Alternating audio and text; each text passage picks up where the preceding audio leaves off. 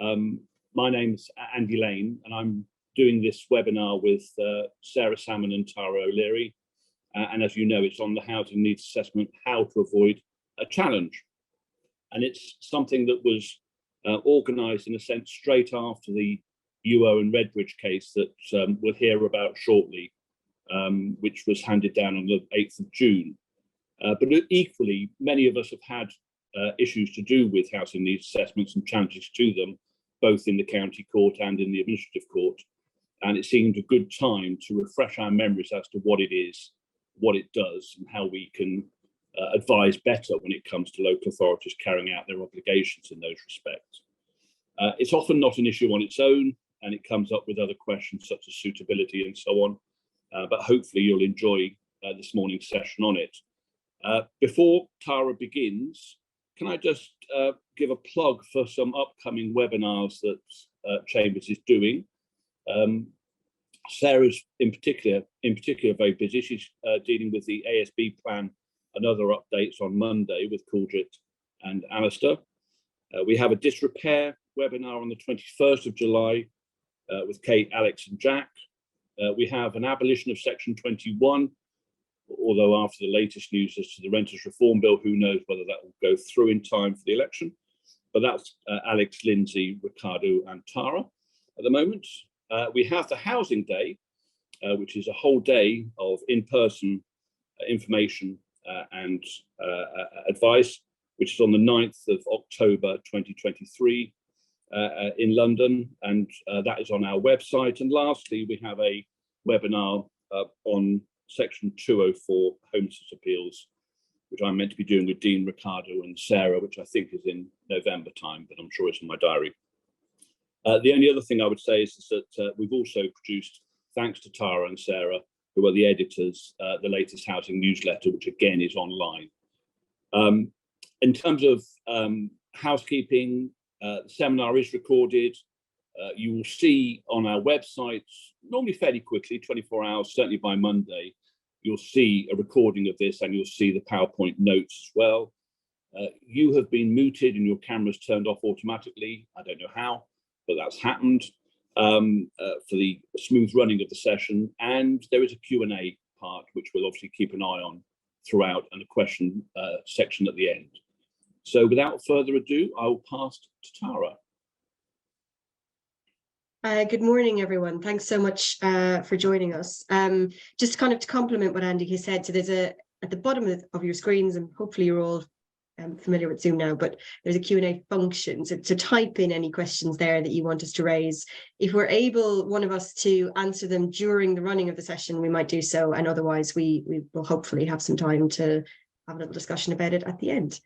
So I'm just going to do a brief sort of introduction to the statutory framework before I hand over to Sarah and Andy for more practical, sort of practice-based discussion. So we're concerned today with section 189A of the Housing Act 1996, which is a fairly self-contained code, as it were, of what housing needs assessments are and what they need to cover.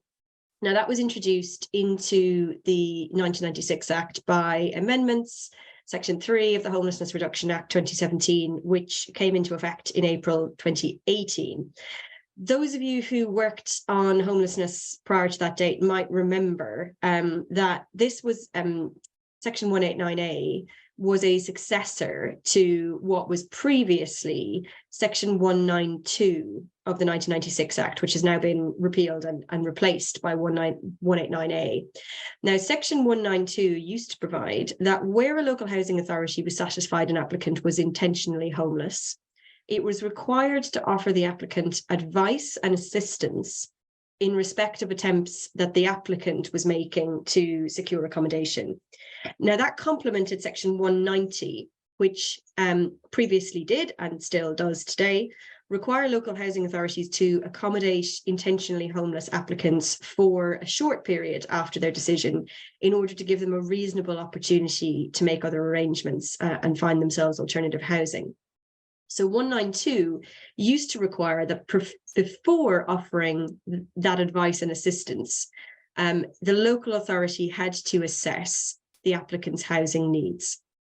So there was some case law arising from that duty pre-2018, and Andy's going to briefly cover some of that in his section. But what that meant was that the concept of a housing needs assessment wasn't entirely new when these changes were made in 2018.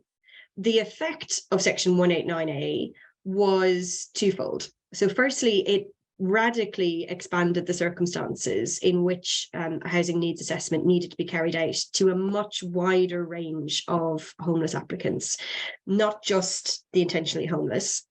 And secondly, it expanded the scope of the assessment. So whereas previously it was only necessary to assess housing needs, you'll see in a moment that it's also necessary now to assess support and whether or not the applicant might need support to manage and sustain accommodation. So when does a duty arise?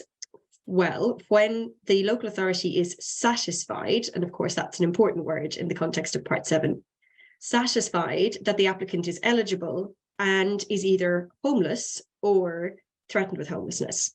Now, what that means is the duty to provide a H&A, as we're probably going to call it for shorthand during this session, arises in parallel and concurrently with the relief duty, which is triggered once the authority is satisfied a person is homeless, or the prevention duty, which is triggered once you're satisfied somebody is threatened with homelessness. I would contrast that wording with Section 188, for example, which is a much lower threshold, and that applies if the local authority only has reason to believe an applicant might be homeless, eligible and have a priority need.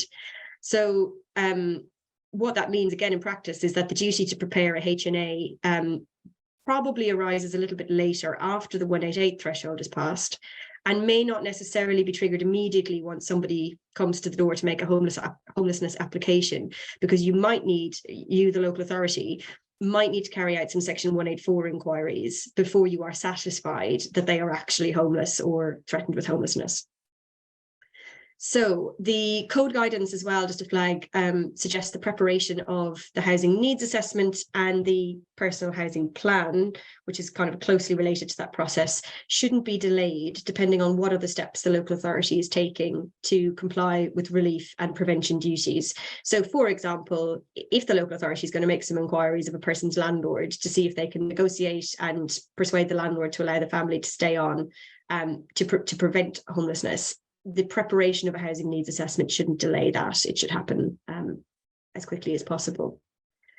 Now, we know that housing needs assessments are closely linked to personal housing plans because Section 189A subsections 4 through to 8 apply and are triggered, quote, after the assessment is made. So once you've carried out your assessment, the local authority then has to try and agree with the applicant any steps which the applicant is going to be required to take, and any steps the authority are to take, and effectively needs to write that up in the form of a personal housing plan, which leads to a written record that's notified to the applicant. Now, importantly, the housing needs assessment also needs to be notified to the applicant in writing, not just the plan, and that's quite important. And it does mean that an applicant, in effect, has the right to request that and to receive a copy of it. Now, it'll become quite obvious as well that there's a very close overlap between challenges to a housing need assessment and suitability assessments. The core of the assessment is identifying what kind of accommodation this applicant or their household are going to need. And so you'll often see disputes about the assessment arising in the context of disputes about suitability.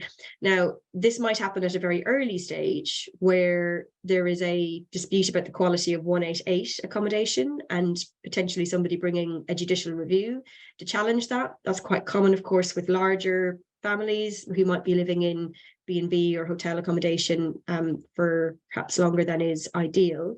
But I think perhaps a more constructive way to look at this, which is really, I think, the intention of this legislation, was that this process is intended to flesh out suitability at really the earliest stages of the process by which a person interacts with the local authority.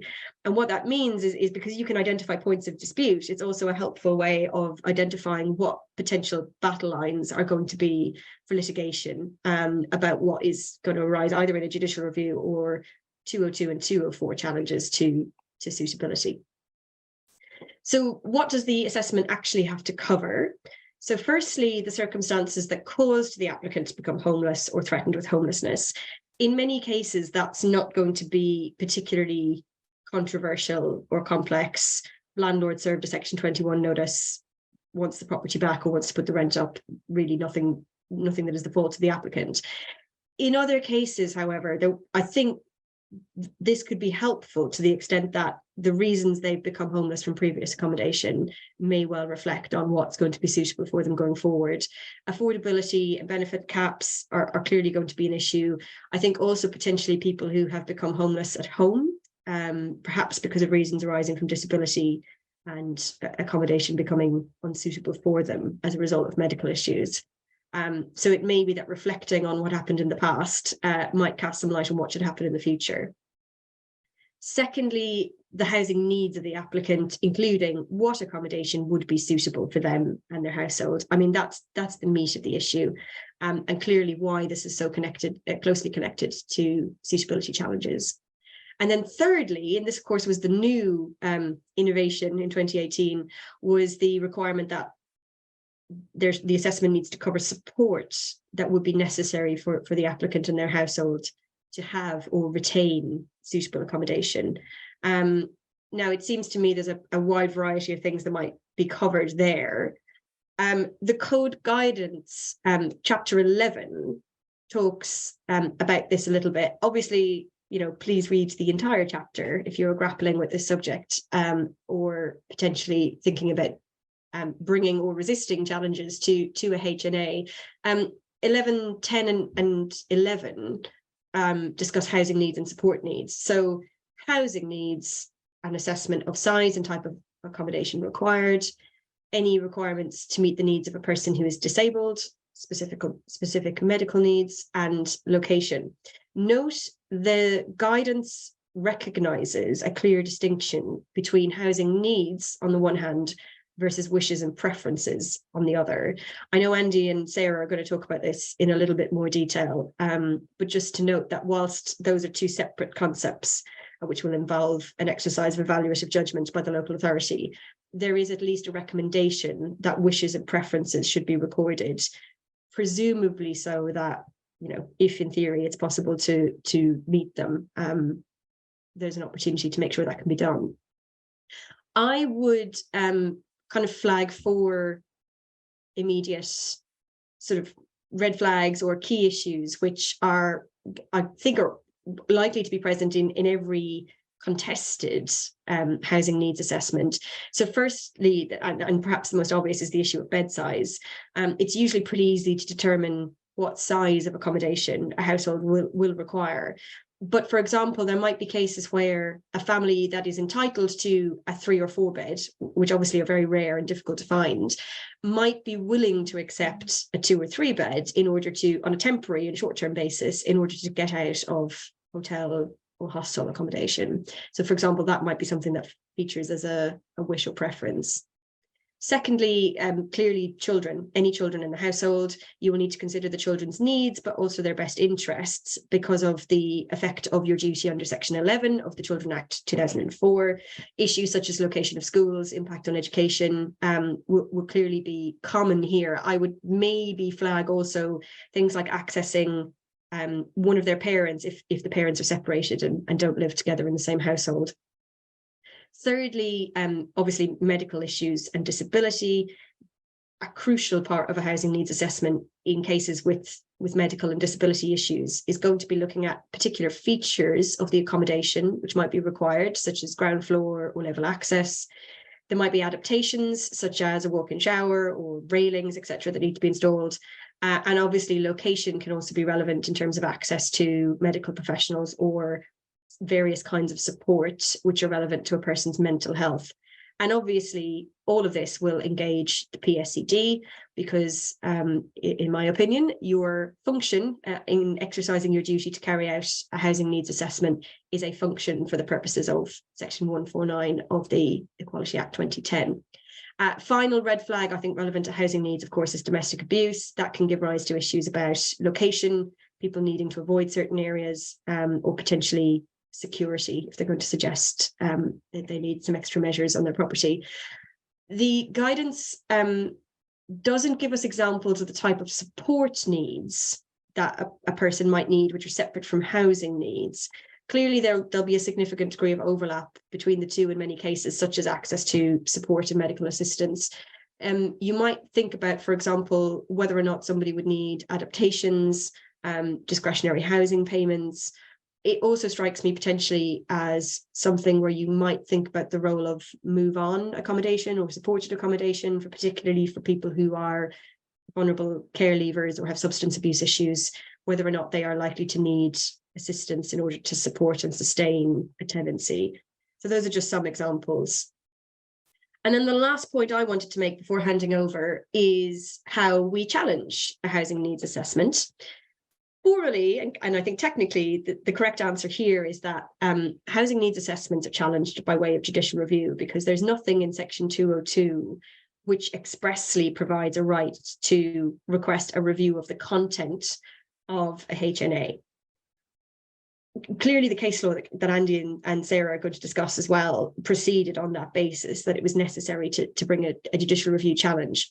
But I did want to flag that there is a right to a 202 review of the steps taken by local, or not just of the steps taken, of the local authority's decision about what steps it will take pursuant to the prevention and relief duties. And you can see that as in the second bullet point there, I've given you the references to the relevant subsections of Section 202. But what's important here is that we know when a local authority is complying with its prevention and relief duties and is effectively deciding what steps it will take under those duties, it must have regard to the housing needs assessment, which is completed under Section 189A. Now, in my view, what that means is when somebody wants to challenge the content of an assessment, or you receive a pre-action letter or a JR claim, for example, it might be worth having some careful thought about what decisions are really being challenged here.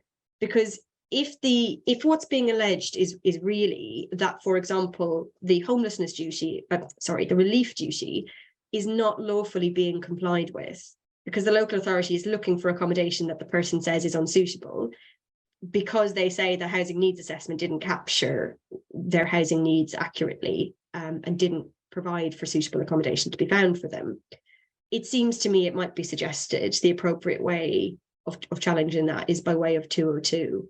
And you can see there is some reference to that in paragraph 1136 of the code guidance, which is a very explicit encouragement for complaints and disputes about a personal housing plan, which of course sets out how the assessment is going to be implemented for those disputes to be dealt with kind of cooperatively and proactively and by way of discussion and agreement, and potentially by way of 202. I'm not aware of any reported decisions which have either refused permission for JR or dismissed a claim in JR on this basis because of alternative remedy, but it might be something to think about and maybe merit some further exploration in appropriate circumstances. So with that in mind, I'm going to hand over to Andy. Thank you very much, Tara. As Tara said, I'm dealing with some common problem areas that are frequently faced by local housing authorities. And we obviously now know what the housing needs assessment is, fairly straightforward in many senses. And therefore the question obviously is, why is it causing problems? Well, before dealing with the slides, one of the overview answers to that is, of course, is that local housing authorities are extremely busy. They're often dealing with emergency cases, and obviously they're focused on trying to make sure that people have accommodation. And that's not to excuse any breach of the requirements, but it is perhaps to go some way to explain where the focus has been. And certainly my experience has been is that sometimes the problem is a certain lack of focus on the duties set out in Section 189A that Tara's gone through. But if we have a look at the next slide, what we can see in terms of what I've identified, 6 possible problems. Firstly,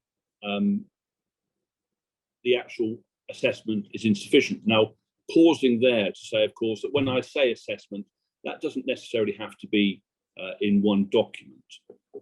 One can have it dotted about, as it were. Not that I would advise that, but one could, in principle, have it dotted about. But that the problem is it's insufficient. In other words, it's fairly cursory.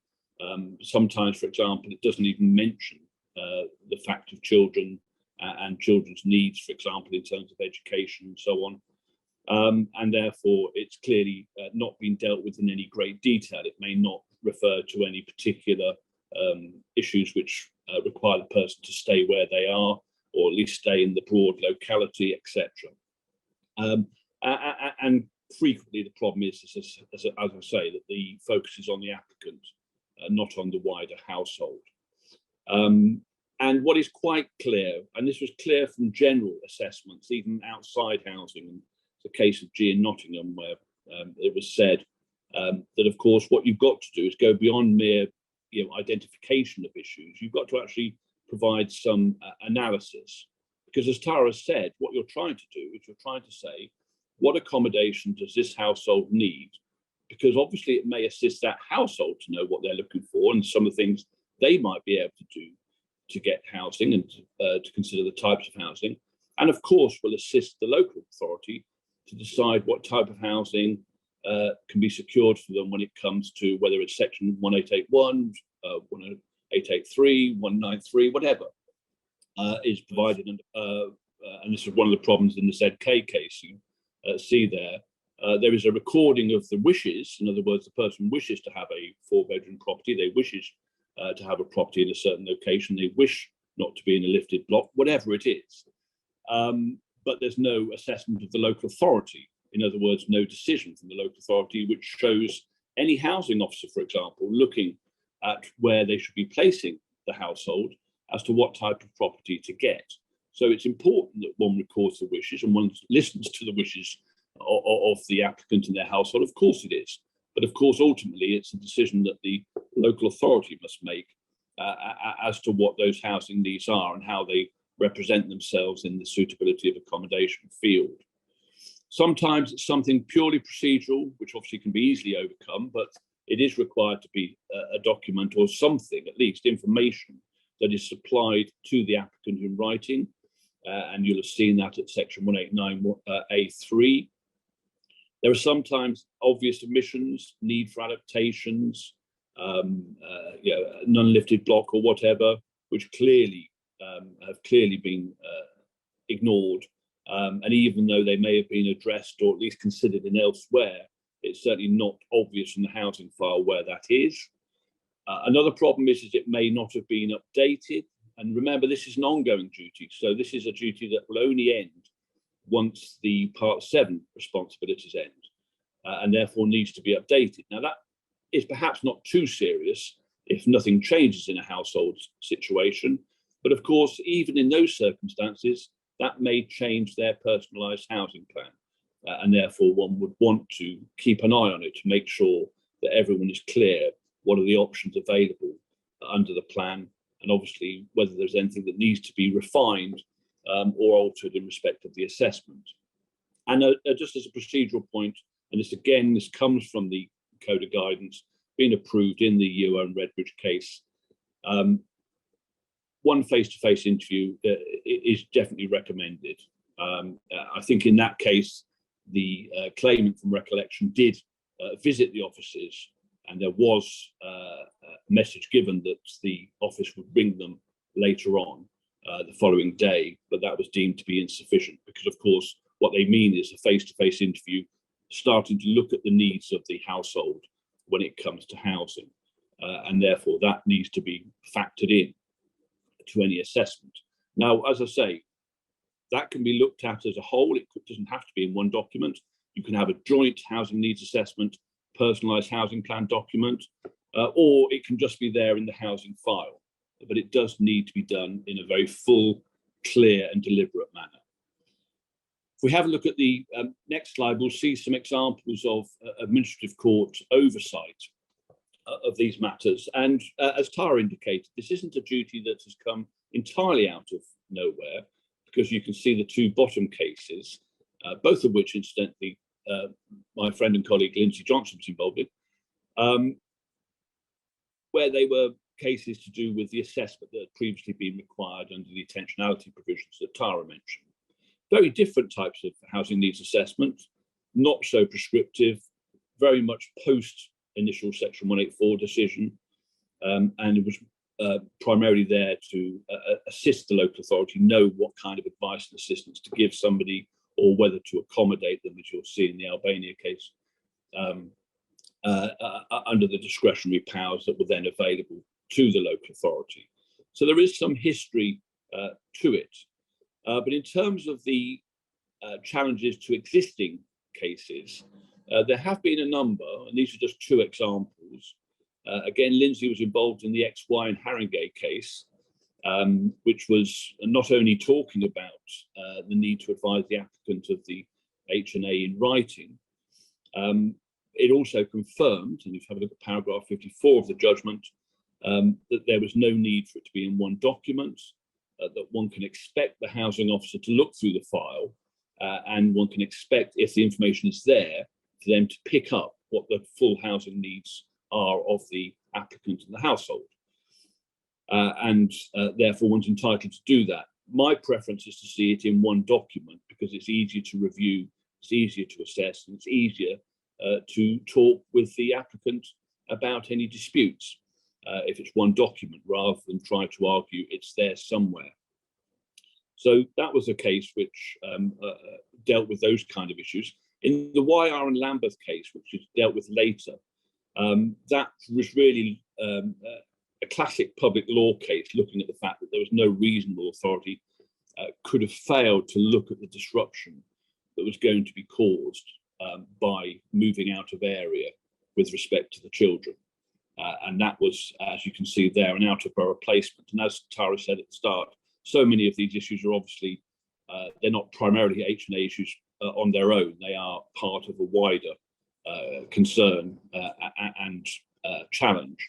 And it was there an out-of-borough placement, a suitability argument, and of course, a Section 11 Children Act argument as to the best interests of the child. So far we've had, as I say, a number, I think something around 7 or 8 cases which have actually reached the administrative court, most of which at the moment are saying the same things. But if we have a look at a couple in particular on the next slide, that's the LB and Redbridge, which I referred to right at the start as being the precursor to today's talk, and the ZK and Havering, which is one of my cases. ZK and Havering, I should just say, was a good example of it being part of a wider challenge in relation to suitability, but narrowing down at the end of the day to what was just an H&A assessment. And that was a case which, again, as so many others, talked about one document not being needed, as per the XY and Haringey case. It talked about the need to distinguish between wishes of an applicant and needs, and that needs to be assessed by the local authority. And it talked about housing officers needing to be able to see what was needed, not just what was wished for. And that's why Havering had difficulties in that case. In the LB and Redbridge case, it was to do with a housing needs assessment, talked about 3-bedroom need and help with finances. There was a location issue, and in particular, the children, or some of the children, were sitting their SATs. They did accept the offer, but they challenged it. There had been a number of subsequent moves. I think it was something like 8 places that they were moved to in 4 months. And there were a number of grounds of challenge which show how the H&A fits in. Insufficient inquiries into the locality issue and inadequate evidence to support the assessment, failure to conduct a lawful review of the assessment, and then matters outside the assessment, the suitability question, and the unlawful termination of the housing duty. So it formed part of a wider challenge to how the local authority had dealt with the person's allocation of property. And that was found, again, in favour of the claimant and against the local authority. When one looks at the XY and Haringey case, this is the case that Lindsay was involved in, a case where involved a person who had 2 children, had fled domestic violence. It was made clear, as with homelessness, and we can see this on the next slide, Tara, this is paragraph 62 of Clive Sheldon's judgment. He, in a sense, reiterated Lord Newburger's warning in Holmes Morehouse in respect of homelessness decisions, that one shouldn't be too nitpicking. These aren't meant to be legal documents that, in one sense, that local authorities are writing. One is entitled to give a certain indulgence to the local authority. And as it says there, a common sense approach should be taken.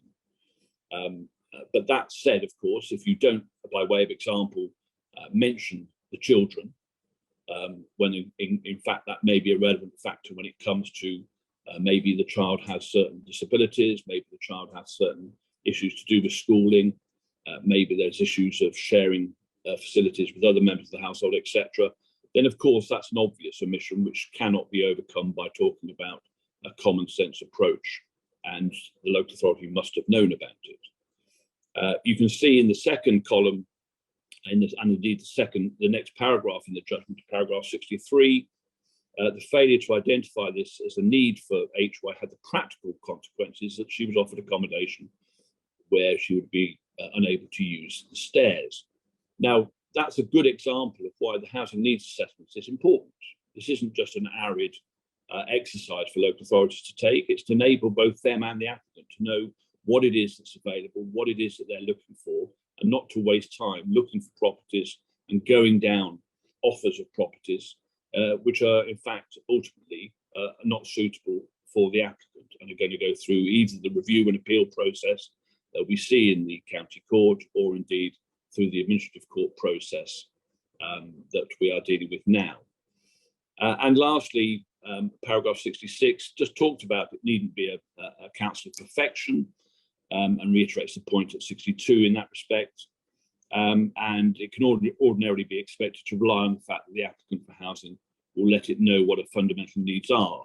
That's the point of the interview, of course. What are you looking for? What do you feel you need?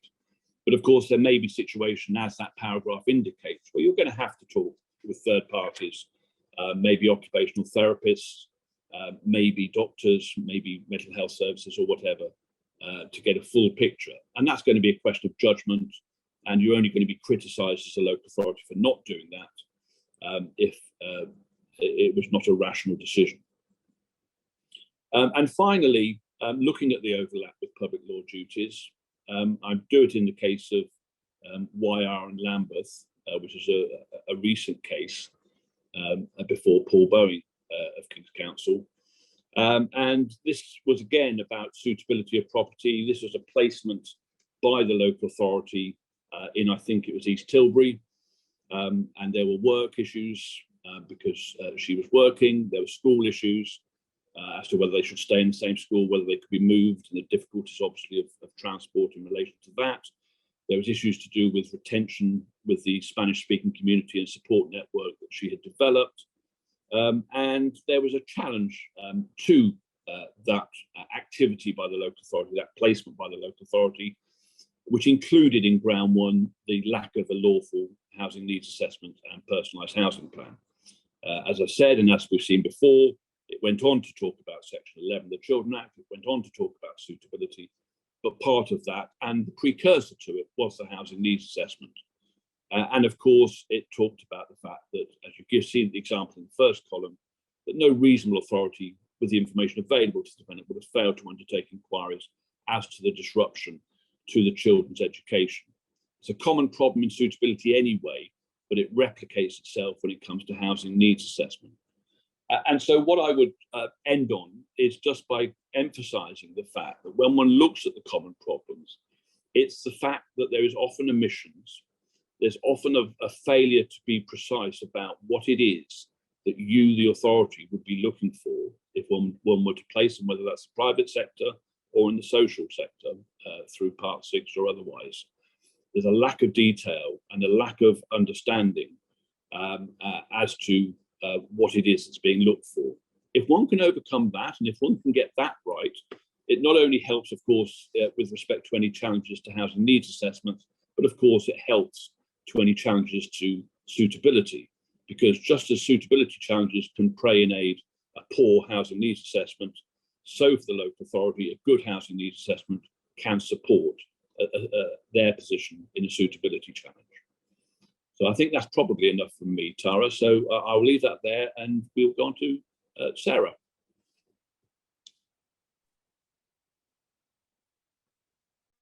Hello, everyone.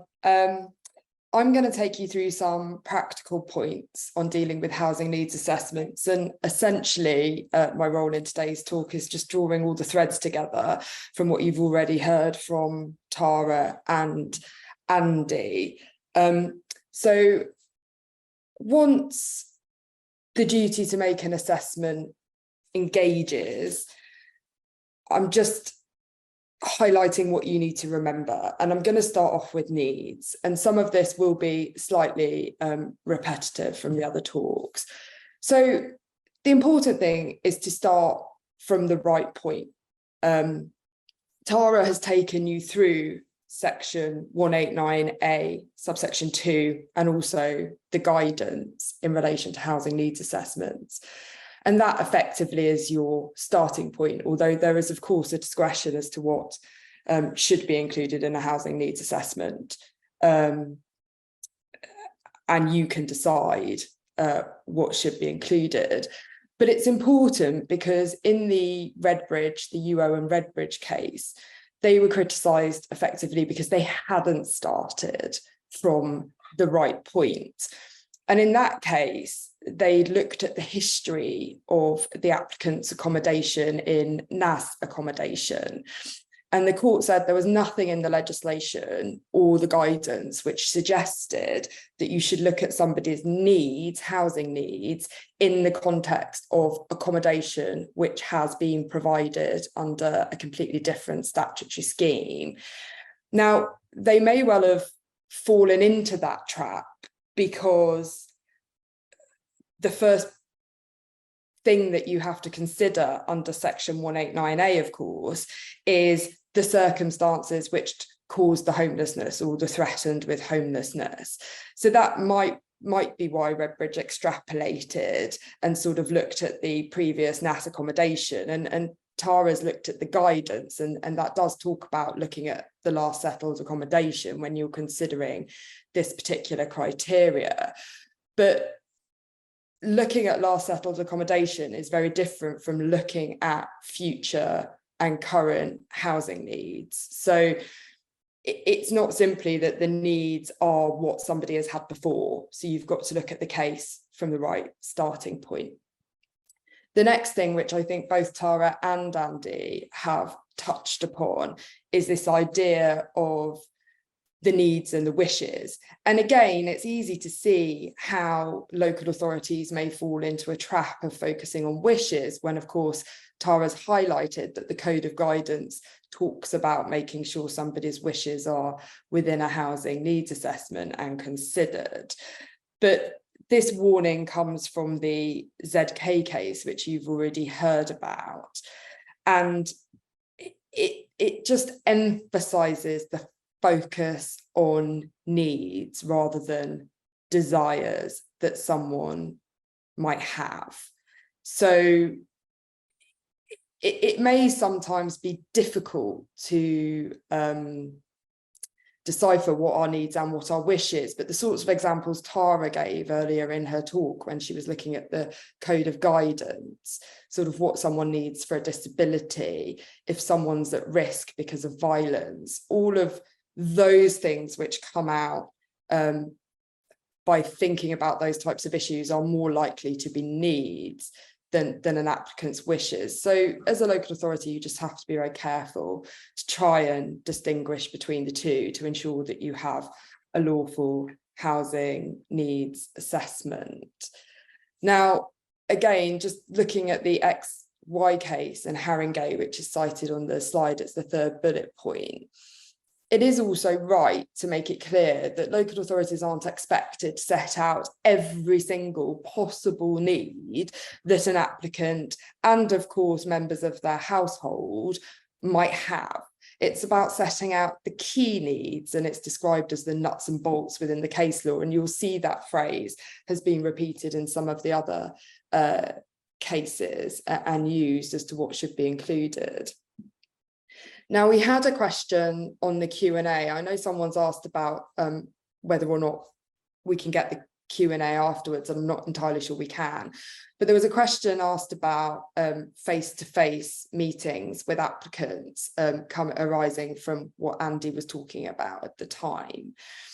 And it's right to say that it's paragraph 11.14 of the Code of Guidance, Tara set it out in the Q&A, that does say it can be by telephone or by Zoom or Teams or over the internet if you're not able to do face-to-face.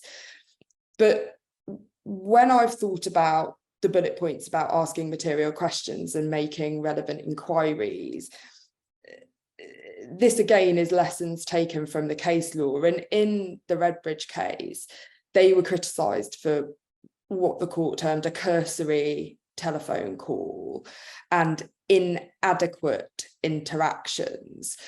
So to me, I don't think it really matters over what medium you are making your inquiries, although I pause there to sort of say if someone's particularly vulnerable or at risk, obviously those things need to be taken into account when you're thinking about how you go about asking them questions and making your inquiries, because the medium has to be suitable for them. But it's really about making sure you're asking the right questions, the material questions, which might bring to light the key needs which you need to set out in your housing needs assessment. So taking the example in the YR case, that was about children and disruption to education. And there's been another question on the Q&A about whether or not you can essentially find that that's not a need if someone can be educated somewhere else. But that's the key. Can they be educated somewhere else? And that is about asking the right questions and making the right inquiries. So if there are children that may have to move schools because of a change in accommodation, then you have to think about asking, does your child have any particular schooling needs? And then you go from there and make your inquiries. And in the YR case, it'll be a phrase that is known to most of you because it comes up time and time again in normal homelessness cases, 204 appeals and so on. But it was said that no reasonable authority would have failed to make inquiries about education. There were children there, education would have been disrupted, and so inquiries have to be made. And if you make those inquiries and it turns out there are places available close to where the accommodation might be, or arrangements can be put in place to ensure the disruption to education is minimal, then you can obviously deal with that in your housing needs assessment and draw conclusions from that as to whether or not it is a need or a desire to stay in the same school, because you've made all of these inquiries and that's your judgment. So it's about being sensitive and trying to elicit the information from the applicant. And it's quite interesting, actually, because the Code of Guidance suggests that local authorities may want to consider training for their staff as to how to handle applicants when they are asking these sorts of questions, making these sorts of inquiries and drawing up a housing needs assessment, because you may have somebody who doesn't want to tell you about the sort of risks or abuse they faced or their mental health issues. And so you have to be able to draw out this information sensitively. And that sort of also goes back to how you what medium you do any interview through as well.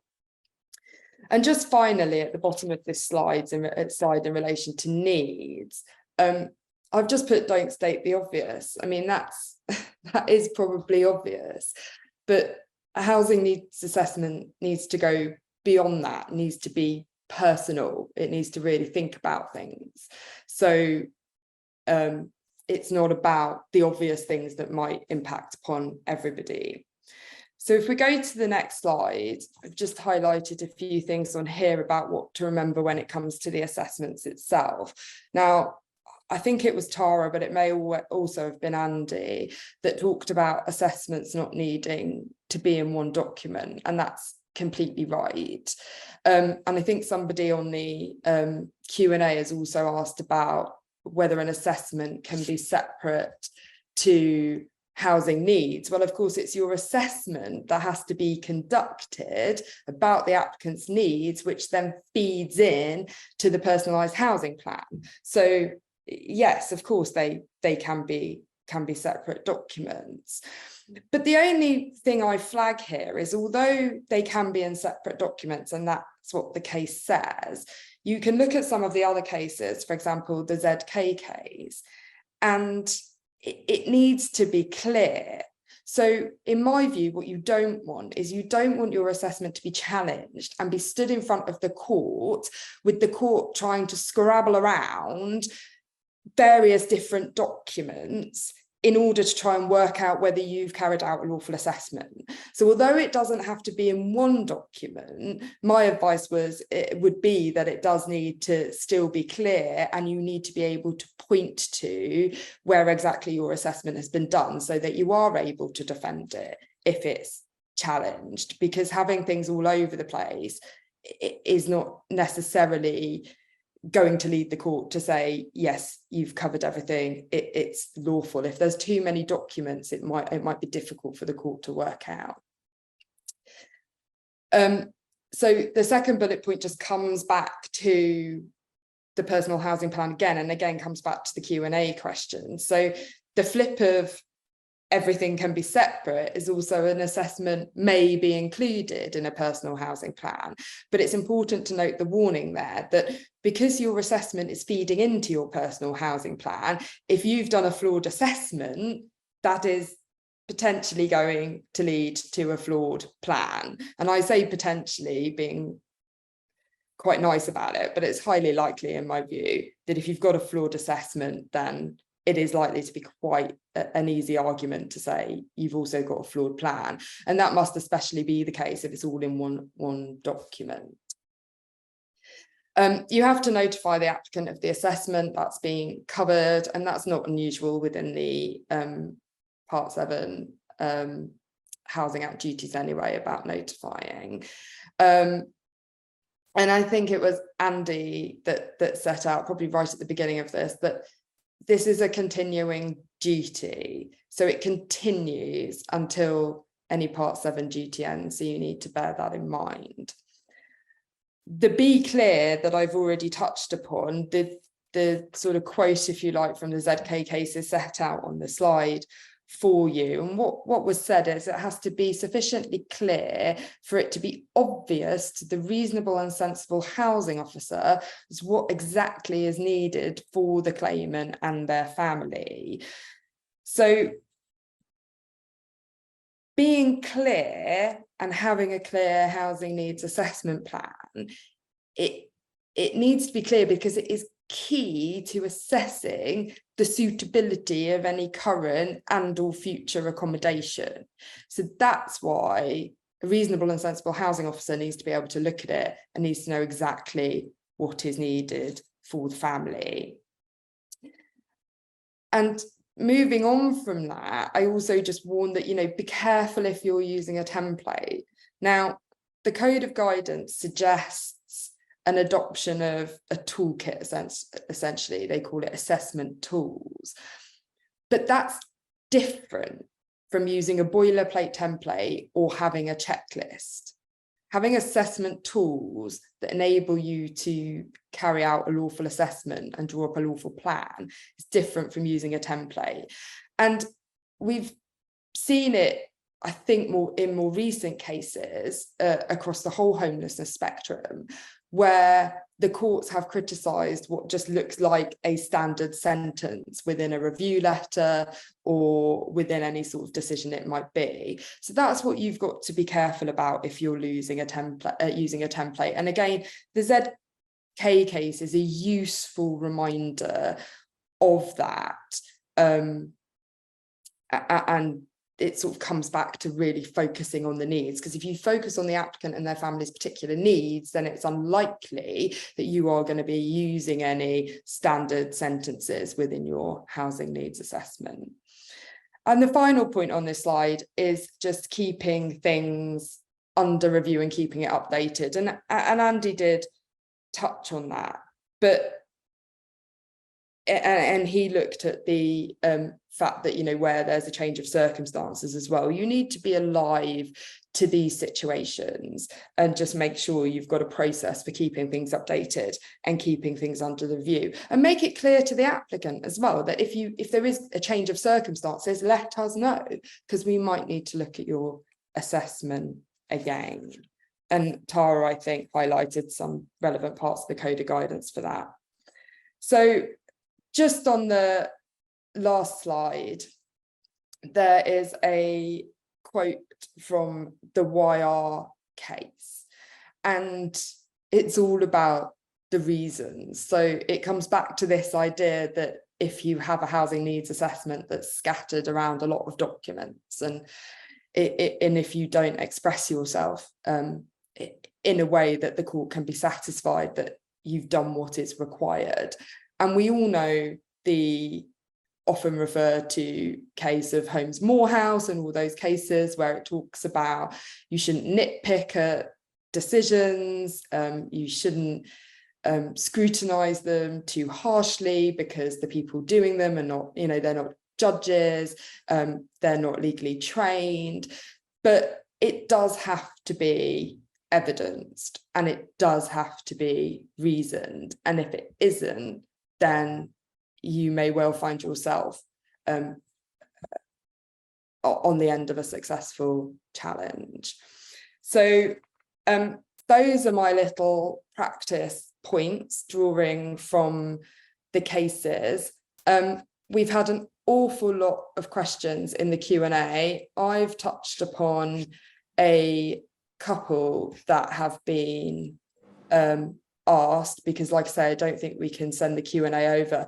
We do have a few minutes, so Tara, Andy, can I throw it over to you, and is there any particular Q&As that you want to highlight at this stage? One of the themes that's come up is about the form in which people are doing assessments.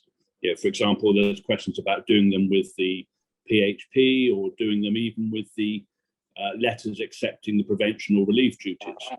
And I think the real key here is it's not about, you know, to use the hackneyed phrase, it's not about form, it's about substance. You know, in other words, it doesn't matter how you do it in a sense. The fact, the importance is you do it. And so if, for example, let's say you were going to be doing it at the same time as an acceptance of a relief duty, if that officer had gone through with that individual what their housing needs were, you know, either in person or over the phone or by Zoom or whatever, and they'd gone through it, they made sufficient inquiries, they'd come up with a proper assessment which was properly reasoned and complete, etc., etc. It doesn't really matter in what form, because remember, even if you just have it there somewhere on the file, in principle, I fail to see how it's really going to be happening in practice, but in principle, that is sufficient. So the courts aren't that worried that you can't wave a document about and saying this is a bespoke housing needs assessment.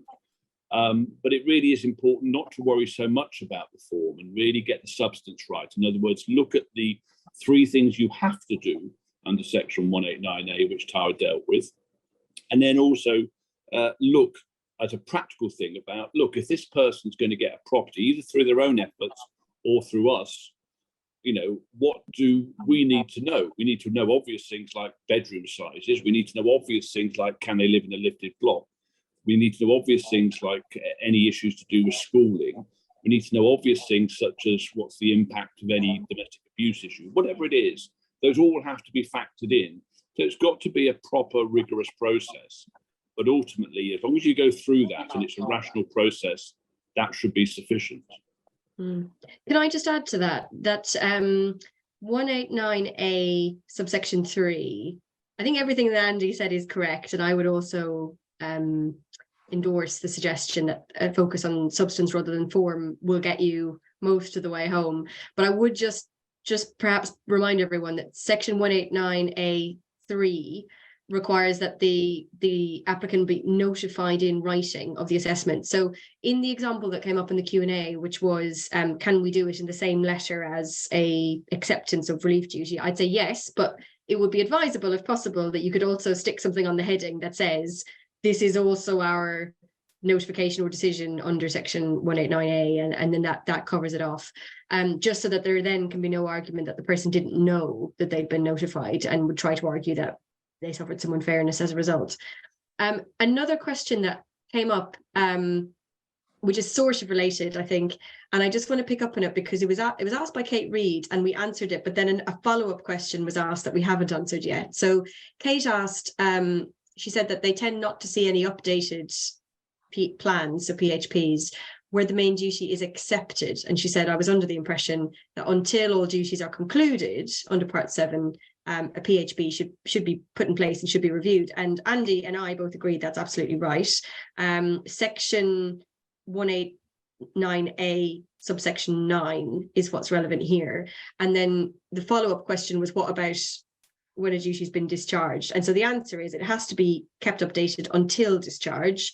After the relief or prevention or main duty has been discharged, and that obligation falls away. And that's very clear on the wording of subsection 9. I would probably just say that, a bit like a repeated homelessness application, however, if you've done a plan, there's been no challenge to it, or the challenge has failed, and you're being asked to update it for some reason. I mean, I think unless there's some sort of material change of circumstances or there's something to update, I'm not really sure there's much in that duty. If they just come back to you and say, I disagree with it, can you please change it? But nothing has actually changed. Well, then they should be bringing a JO or something. But obviously, if they've, something's happened, someone's become ill, the kids have moved school, a baby's been born, that's different. And that would be something you'd have to update. I don't think there was any other themes that particularly came up. And I don't think, as I say, I think it's important not to overcomplicate the issues. I think when you look at the judicial reviews of these cases, and Tara's absolutely right, the argument, for example, when you talk about suitability, there are alternative remedies, i.e. through the section 202 review and 204 appeal process in the county court, generally doesn't find much favour in the courts, either at permission stage or at the substantive hearing. They just want to get on with it because, let's be honest, H&A is a judicial review matter. So we're going to be dealing with that anyway. We might as well deal with suitability, and it generally is quicker, particularly when it comes to interim relief. So it generally doesn't find much favour to argue otherwise in the courts. Not to say you shouldn't argue that, but I think the real, when you look at these cases, don't look at so much at the ratio of the cases or even the legal analysis. It's worth having a look at what was done by the authorities in those cases to do the assessment, because there's a whole range of things that were done. So in some cases, there was, to be quite frank, very little done, which therefore is always going to be failing. In other cases, it was a fairly decent assessment, but there was something gaping that was missing from it, such as the children's needs, for example. And it just shows how easy it is, because you may be focusing on more obvious issues as to trying to find somewhere, etc. But it's all too easy to not record the fact that everything needs to have been considered when one is considering the suitability of a property that one is looking for, either to be found by yourselves or by the applicant themselves under the PHP. And that's why the review process is important. And that's why it's always worth keeping it in the back of your mind whenever you see the client for whatever reason. And I don't think there's any other questions. I've stunned them. No. Well, we've just run a little bit over time, so I think that's probably a nice opportunity for us to bow out.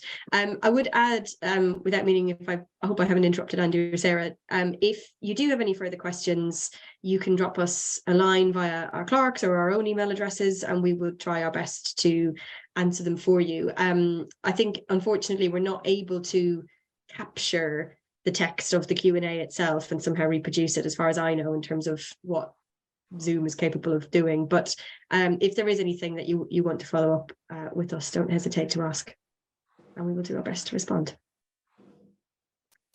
So with that, thank you all very much for attending. I hope you enjoyed it and found the session useful, and wishing everyone a nice weekend.